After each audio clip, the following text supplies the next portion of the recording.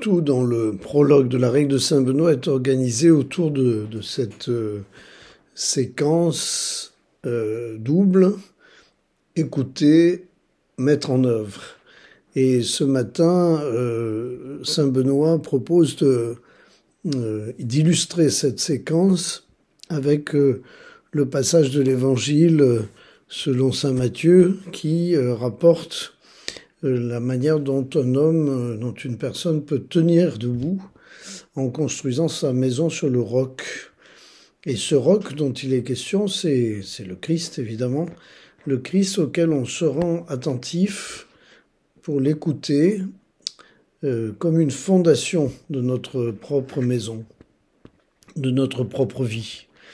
Et ce critère de fondation est indispensable pour pouvoir développer la maison qui va tenir de ce fait face à toutes les adversités. Même s'il y a des grosses tempêtes qui se lèvent dans notre vie, même s'il y a des passages très venteux, il y a comme une solidité de la profondeur qui permet de passer l'obstacle. Et certainement que c'est une manière d'illustrer la condition de disciple et la condition de moine ou de monial de façon excellente. Car tout le monde peut comprendre cette image.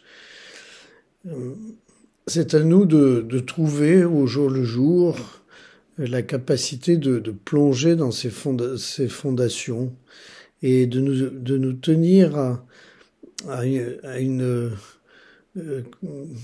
base solide qui soit liée à cette écoute de la parole de Dieu. C'est aussi simple que possible, mais il suffit de s'y rendre et il suffit de s'en convaincre et de le vivre au jour le jour.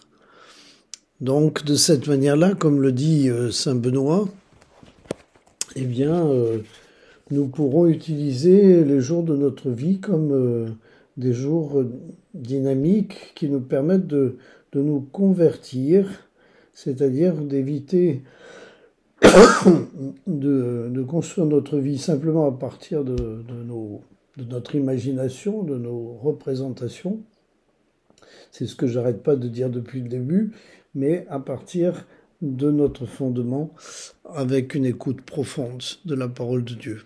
Alors revenons à ce roc et soyons des hommes vivants, des hommes et des femmes vivants en ce monde pour témoigner de la vie qui nous est donnée.